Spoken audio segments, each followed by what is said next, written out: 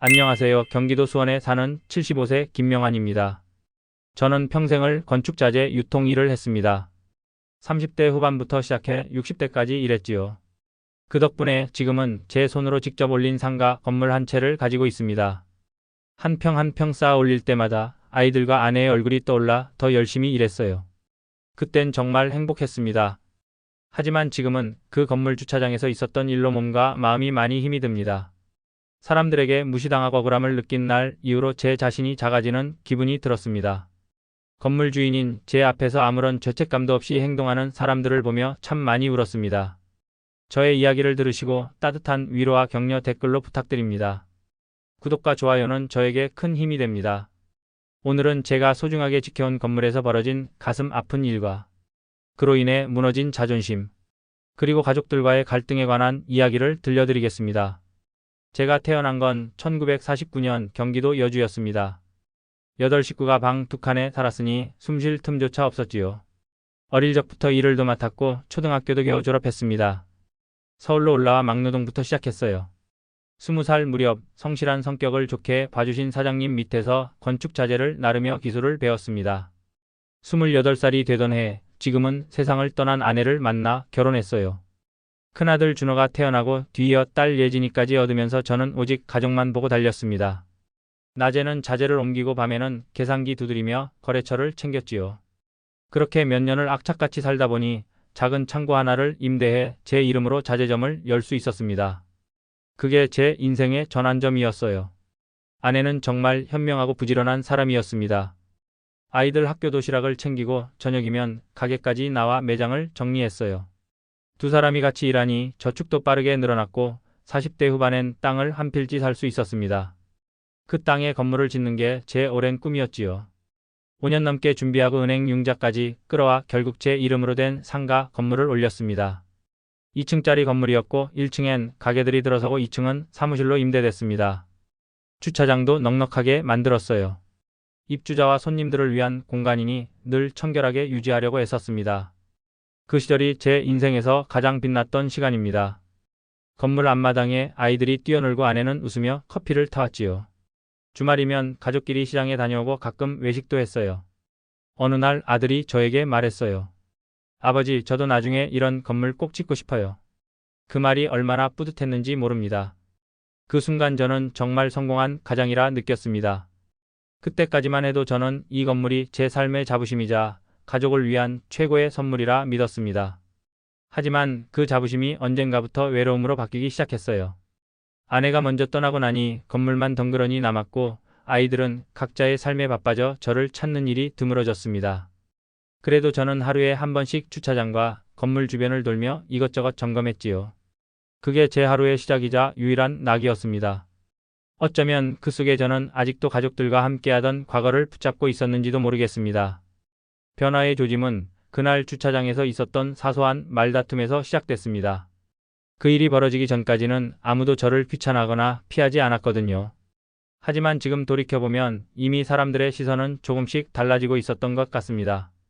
늙었다는 이유만으로도, 불편하다는 이유만으로도 사람들은 점점 저를 멀리하려 하고 있었던 겁니다. 그날은 2023년 11월 12일이었습니다. 일요일 오전 10시쯤 날이 제법 쌀쌀했지만 저는 늘 하던 대로 건물 앞 주차장을 한 바퀴 돌고 있었습니다. 입주자들이 나무랄 데 없이 잘 사용하고 있긴 했지만 저는 작은 쓰레기 하나에도 예민하게 반응하곤 했습니다. 그게 제 건물이고 제 얼굴 같았으니까요. 그때 한 검은색 SUV가 거칠게 들어오더니 경차 전용 구역에 주차를 하더군요.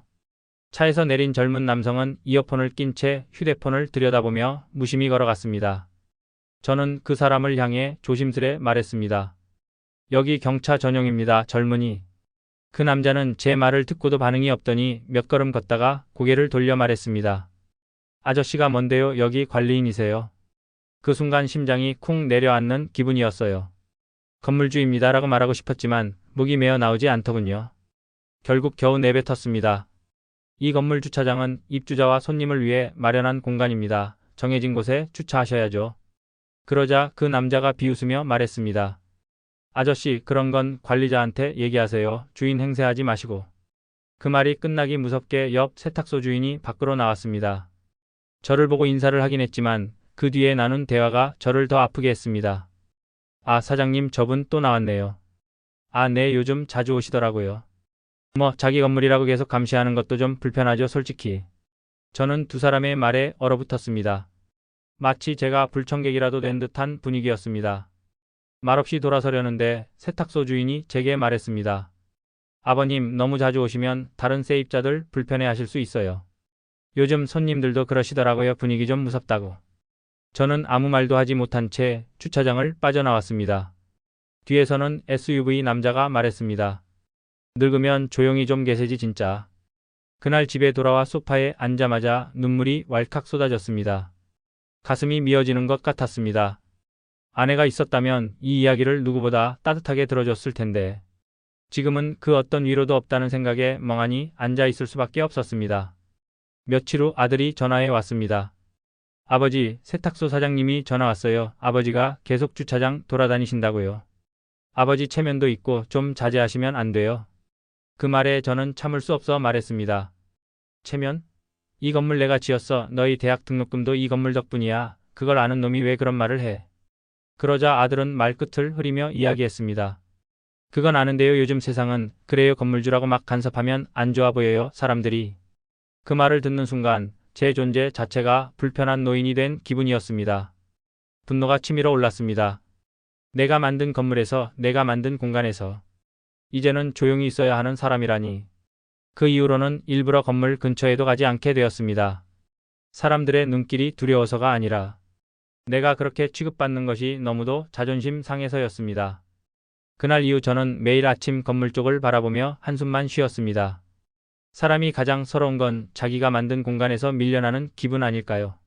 눈에 밟이는 건물 외벽, 간판, 심지어 밤이면 켜지는 간접 조명 하나까지도 제 손이 닿은 것들인데 이젠 그저 구경만 해야 하는 입장이 돼버렸습니다.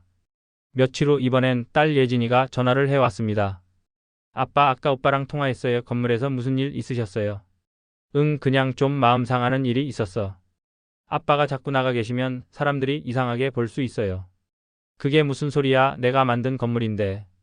알죠. 하지만 요즘 세입자들은 그런 거 잘 몰라요. 그냥 어르신이 자꾸 돌아다니면 관리자가 뭐라 안 하나 싶지. 그 통화 이후 딸아이마저 저를 걱정하기보다는 사람들의 시선을 더 걱정하는 듯해 더 외로웠습니다. 한 번은 장을 보러 나갔다가 일부러 건물 앞을 지나가 봤습니다. 그때 1층 편의점 직원이 친구와 서서 이야기하던 게 들렸습니다. 건물주가 맨날 나와서 기웃기웃하잖아. 조금 무서워. 누구? 그 노인? 진짜 건물주 맞아? 몰라, 그냥 늘 있어. 이상해. 그 말에 다시 발길을 돌려야 했습니다. 속이 찢어지는 것 같았습니다. 내가 만든 건물에서 나를 모른다는 말을 듣다니. 그때부터 저는 우울증처럼 방 안에만 틀어박히게 됐습니다. 냉장고 문도 잘 열지 않았고 TV도 안 켰어요. 하루는 아들이 갑자기 찾아왔습니다. 아버지, 왜 이렇게 안 좋으세요? 얼굴이 왜 이렇게 상했어요? 저는 아무 말도 하지 않았습니다. 아들은 작은 식탁에 앉으며 말했습니다. 아버지, 자꾸 그런 말 들으시니까 상처받으신 거 알아요. 근데 그럴수록 더 당당하셔야죠. 왜 피하세요? 그제야 저는 조용히 말했습니다. 당당하라고? 아버지를 불편해하는 사람이 있는 곳에서 무슨 당당함이냐.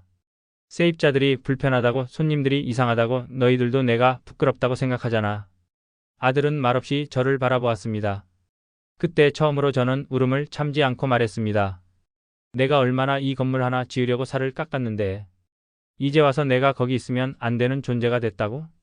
그게 그렇게 이상한 일이냐. 아들은 제 손을 잡고 말했습니다. 아버지, 죄송해요. 그런 뜻 아니었어요. 그냥 요즘 세상이 좀 그렇잖아요. 오해받기 싫어서 그랬던 거예요. 저는 말했습니다. 그럼 그 오해 때문에 내가 만든 걸 남한테 내줘야 하냐? 내가 지킨 공간에서 나를 지우는 게 맞냐? 그 말에 아들은 아무 대답도 하지 못했습니다. 그날 저녁 저는 처음으로 건물로 다시 향했습니다. 그저 한 바퀴만 둘러보고자 생각했지요. 그런데 뜻밖에도 2층 꽃집 사장님이 먼저 저를 반겨주었습니다. 아버님, 요즘 안 보이셔서 걱정했어요. 어디 아프셨어요? 저는 잠시 멈칫하다가 말했습니다. 그냥 좀 생각 좀 하느라요. 아버님 같은 분이 계셔서 저희가 이렇게 편하게 장사하는 거잖아요. 청소도 늘 신경 써주시고 정리도 꼼꼼히 해주시고요. 사실 저희 남편이 늘 감사하다고 했어요. 그 말을 듣는 순간 가슴 한구석이 따뜻해졌습니다. 모든 사람이 저를 불편해한 건 아니었구나. 아직은 저를 이해해주는 이도 있었던 겁니다. 그날 이후 저는 다시 아침마다 짧게라도 건물 주위를 돌기 시작했습니다. 더 이상은 나를 지우지 않기로 결심했거든요. 물론 사람들의 시선은 여전했지만 이젠 제 자리를 지키는데 그리 주저하지 않기로 했습니다. 지금은 아침 8시에 일어나 따뜻한 차 한 잔을 마신 뒤 조용히 건물로 향합니다.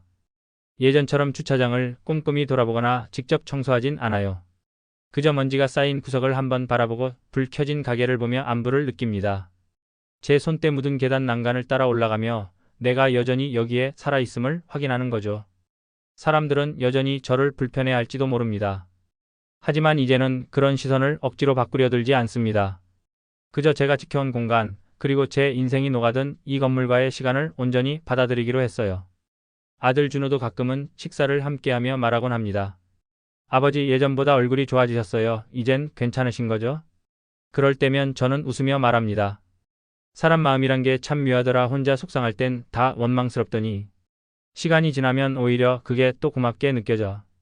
딸 예진이는 요즘 주말마다 아이들을 데리고 옵니다. 손녀가 건물 복도를 뛰어다니는 모습을 보면 옛날 제 아이들이 그랬던 모습이 떠올라 눈물이 납니다. 어느 날 손녀가 묻더군요. 할아버지, 이 건물 진짜 할아버지가 만든 거예요? 그럼 할아버지가 땅 사고 벽돌 하나하나 쌓아 올렸지. 우와, 멋있다.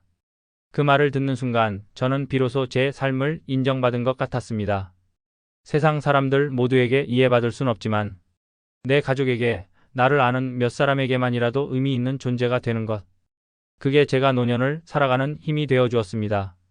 이 이야기를 들려드린 이유는 혹시 저처럼 자식과의 거리, 세상과의 거리에서 마음을 다치신 분이 계실까 봐서입니다. 우리는 누군가에게 설명할 수 없는 자존심으로 살고 그 자존심이 무너질 때 삶의 무게가 너무도 크다는 걸 압니다. 하지만 이제는 생각합니다. 나를 만든 시간, 내가 지켜온 자리를 잊지 말자. 세상이 나를 몰라줘도 나만큼은 나를 아끼자. 여러분은 어떻게 생각하시나요? 비슷한 경험이 있으신 분들께서는 댓글로 여러분의 이야기를 들려주세요. 그리고 저 같은 사람에게 따뜻한 위로의 말씀 부탁드립니다. 구독과 좋아요는 저에게 큰 힘이 됩니다. 지금까지 제 이야기를 들어주셔서 감사합니다. 다음에는 또 다른 이웃의 사연으로 인사드리겠습니다. 여러분의 응원을 받으면 더 힘이 날 것 같습니다. 감사합니다.